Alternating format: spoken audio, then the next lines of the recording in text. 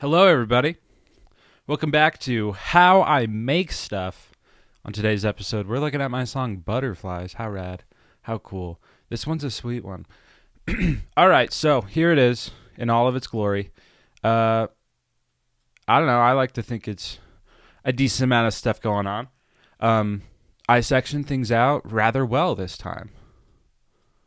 Wow, look at that. So we're going to start up top with the drums. I did probably the bare minimum with this, drum-wise. 4 on the floor, Logic stock, and of course, the sexy tam. I'll get to that later. But the drums just go through a really simple beat.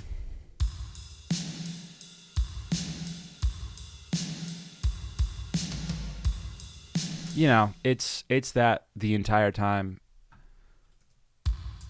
And then it goes to hi-hats, and then it goes to rides, and then it goes to nothing, and hi-hats and rides, and all the things.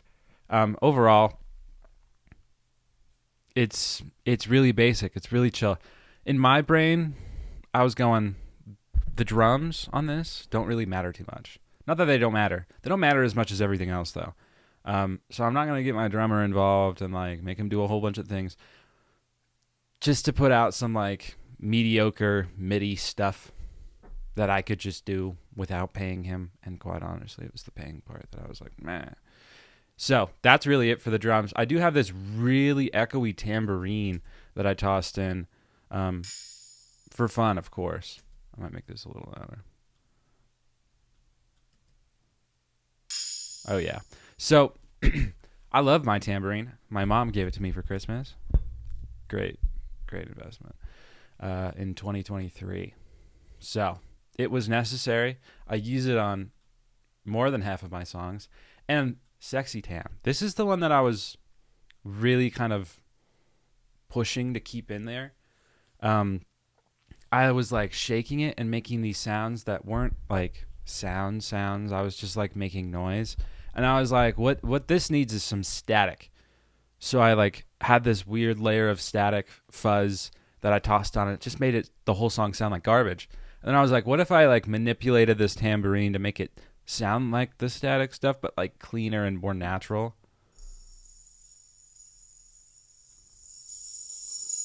So there it is. Sexy Tam. It definitely sets the mood. It just kind of sounds like the ride never stops, even when the hi-hats come in.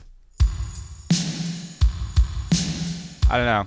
In my brain, it sounds like coins or like rings were left all over the drum kit. I liked it. I thought it was rad. So that's it for the drums. Guitars. I have a few. I have a lot, actually. I have a lot of guitars. This one is just about going nonstop. It's just going over the chord progression, which is D minor 7 to C major 7. It's light. It's light stuff. But yeah, I plugged in my amp and like dialed all of my pedals and stuff to make like the most drowned out reverby sound I could.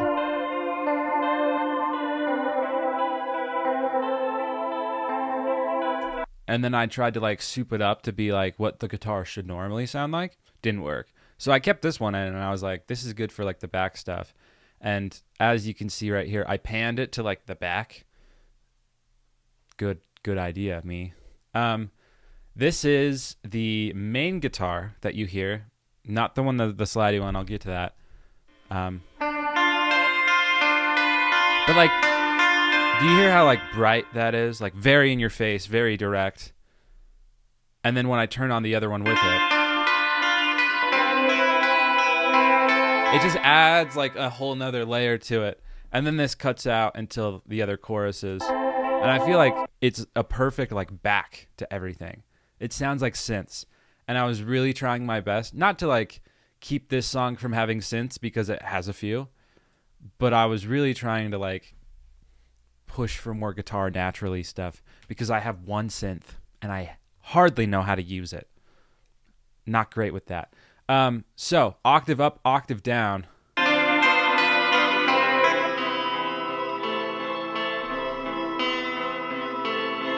Octave up is incredibly out of tune because the intonation on my Stratocaster was really bad at the time. I made this song over 6 months ago, which is wild to think about. Wild to like go through my head and be like, oh, what was I doing here? So, octave up, pretty bad. Octave down, I actually liked this one a lot.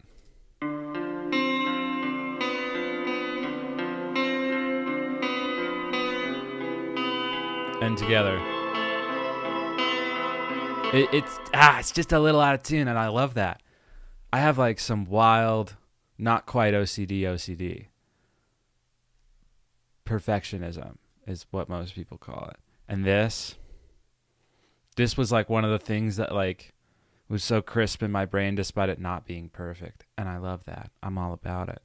So yeah, this happens during the second half of the chorus, first chorus, and then the entire thing of the second. Sweet, awesome. Intro sauce. Oh, I liked that a lot. I just made that sound.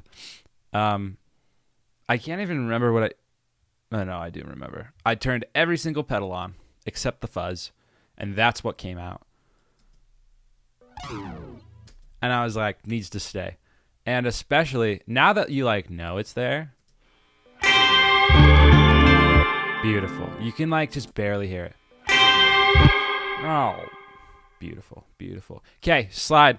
This is the part you hear. This is the part everyone likes. I tried my best to make it not clip. Didn't work.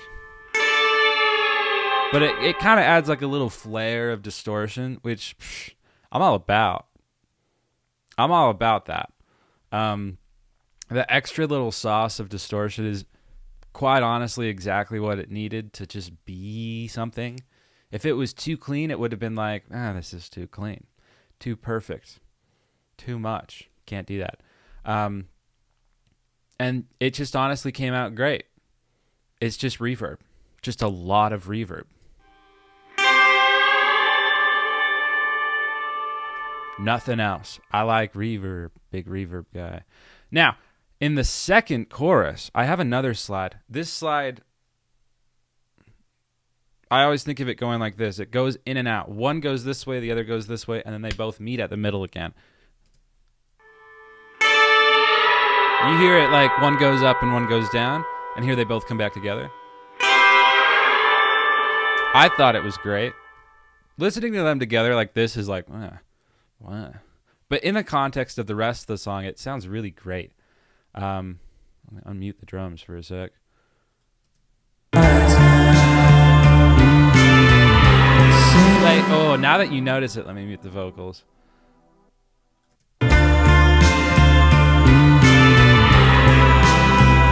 Ooh, now that you hear it, you're like, oh, I get it now. I get it now. Very nice. This right here, this lead guitar part, in the second half of the first verse.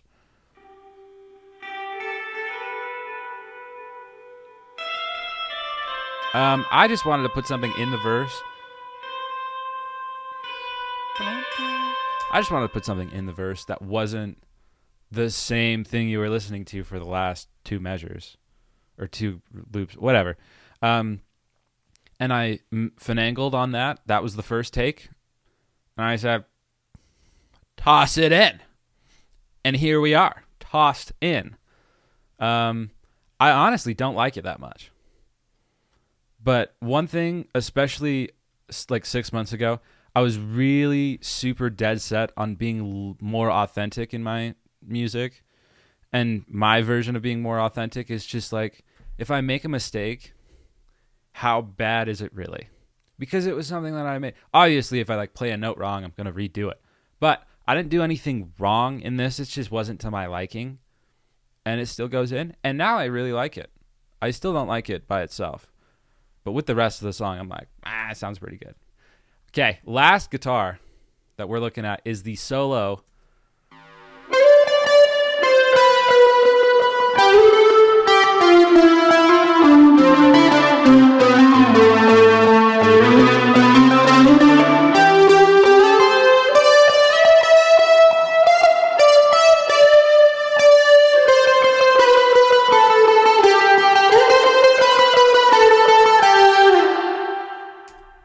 Wow, what a dream.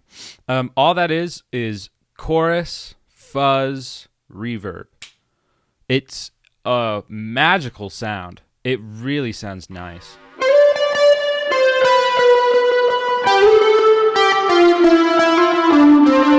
And there are like little parts in there that like seem like delay. It's not. It's me. Yeah, that was straight from my amp. It was really neat. Solo harmonies. This is just at the very last minute. I'm gonna play it without the harmonies, and then I'm gonna turn them on.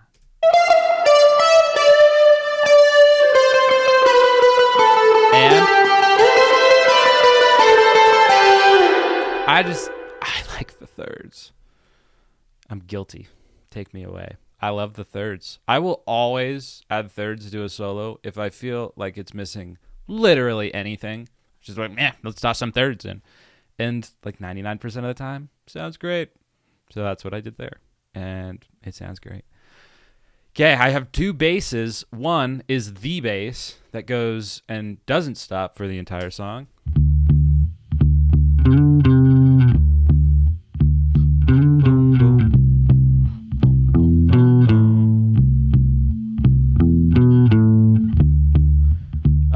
Throughout half of this, I played most of this live.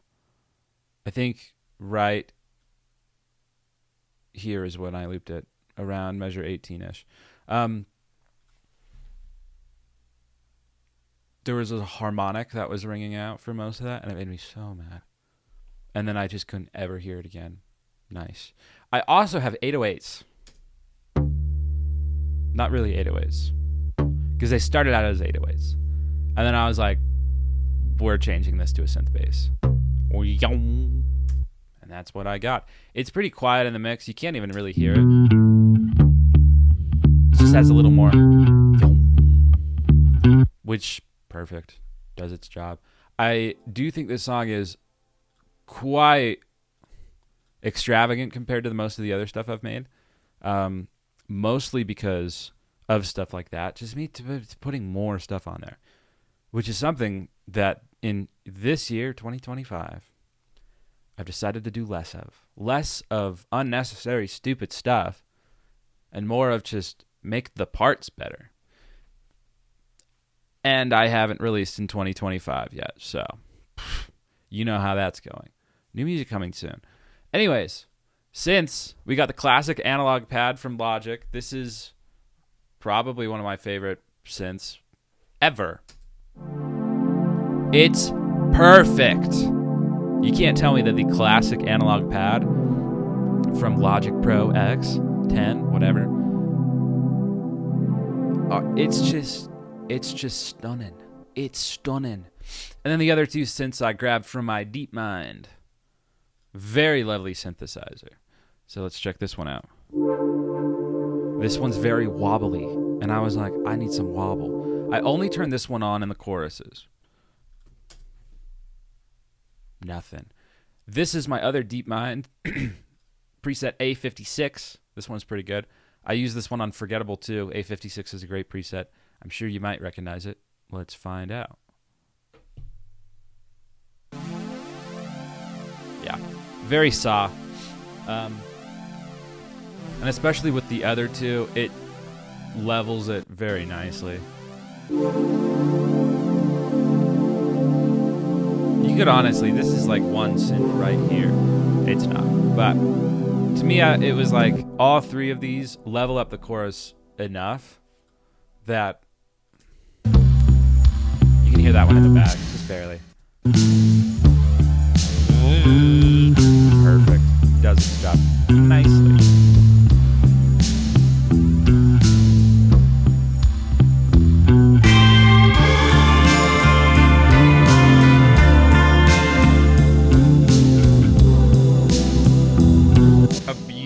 Foundation for everything. So that's it for the synths. Not too much going on. Vocals, I did quite a lot more than I normally do, I should say. There is one verse and a bridge and then some choruses. I'm trying to get better at bridges. Goodness. So the classic main left right is it's just my thing. I don't really know how to thicken up vocals very good, so this is what I do. I just do 3 of them. And then hard pan, because no mercy. Okay. Oh, whoops. Did you think I wanna change? Dreamy. There are a lot of problems with these, I remember. Like me not saying change at the exact same time as everything else. It would be like change to change. Unacceptable. I think I spent like 3 days just... I can tell you're drifting further away. Getting that down. And then, yeah, here we are. But I think it turned out really good. Everything like meshes together really, really well. And I don't think I could have sang this better. I don't think I could have written a song that was more tailored to my voice than this one. My voice is pretty deep. I can go high, not well. And I know you're out again. Beautiful. Only days since I last called you my own. Okay, so the big thing on this one is this bus. Bus number 18, I put a silver verb from Logic on there. I want you to take note of this, because this is how you get space. As in, not, yes, actually. This is how you get space in your vocals. You put it in a bus. Don't put it in the main. I know there's a silver verb in the main. Look how different these are, though. This right here, this is the bus. This is not the bus. 83% dry, 0% dry. The bus. All right. So that's how I get that extra sauce on my vocals. If there wasn't a bus, let me show you how it sounded if there wasn't a bus. Let me mute these others. On a change, I can tell you're drifting further away. Light years of a difference between those two. And unfortunately, putting the silver verb in the main just doesn't give you that same like, whoa, that putting it in the bus would. Put it in the bus. If you don't know how to use buses, go to YouTube. You're on YouTube if you're watching this. Go to YouTube, How to Bus Logic Pro, and learn, because I haven't used a bus like once. Until this song, I was like, let's try it out. And it was beautiful. And now I'm really good at using the buses, so that's just what I do now. Okay. I like color coding my things in light is the main and darker are the not mains. I just added 2 more vocals in the chorus. There's the left and the right, and then the right and the right. Wait. This one should be chorus R. Wait. Okay, I don't know. I'm confused. Anyways. 4 in the chorus. Sounds pretty rad. Telling lies now. I did 2 hard panned, Saying that you will 1 down the middle, and then 2 sort of panned. I think they're like 20%, 28%. Nice. They're 28, whatever. Degrees. Bridge. I did 1, and then I did more. The bridge was actually supposed to be double the length that it is right now. I was supposed to... What I was planning on doing first was 2 just by myself, 2 of the next 2, and then 2 of the last 2. But instead, it was 1 and then the rest of them. I'm still feeling butterflies. Come on, baby, one more time. I'm still feeling butterflies. Come on, baby, one more time. I'm still feeling butterflies. And every single time I do vocals, I go, yeah, I could do this one by itself. Fine was the most insane song I've ever done because everything lined up well enough that it never works again. Like, I don't know, with some like war history thing. Everything just happened exactly the way it needed to for it to work only that one time. And in Fine, there was 1 vocal. And then like a couple of backs, 1 other part. But the rest of it, just 1 vocal. I don't know how to do that again. There's just too much going on with the rest of these. But I'm very satisfied with how the vocals turned out. I've never been happier about a vocal mix than Butterflies, which is surprising. Now, mastering this whole shebang, you guys aren't going to like this.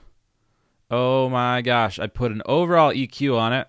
This was the EQ. I cut out some stuff, and I boosted the guitars, and I boosted the bass. And what else did I put on it? Multimeter, which doesn't do anything. Rad. And then I used Logic Pro stock mastering because I'm a little yeehaw. But it worked. So, what 6 months ago when I was experimenting with this, it came out about a year ago, start of 2024 if I remember right, because I think I used this to master fine as well. Whoops. But what one of my friends told me, he was like, dude, I'd get good at using it because this is the worst it's ever going to be. And I was like, you got a dang good point, sir. So I started experimenting around with it. It's not as good as a professional. And although I am a professional, I am not a professional. I'm a professional. I'm an amateur professional. Just a little baby in this industry. This right here is as good as it's ever going to get as far as do it without knowing how to do it. You press a button and it works. That's awesome. That works for me. If you're getting into making your own stuff, which if you're watching this video, you totally might be, learn how to use this. What I always find out when I'm using the mastering assistant is the loudness starts out right here. You need to crank it more than halfway most of the time.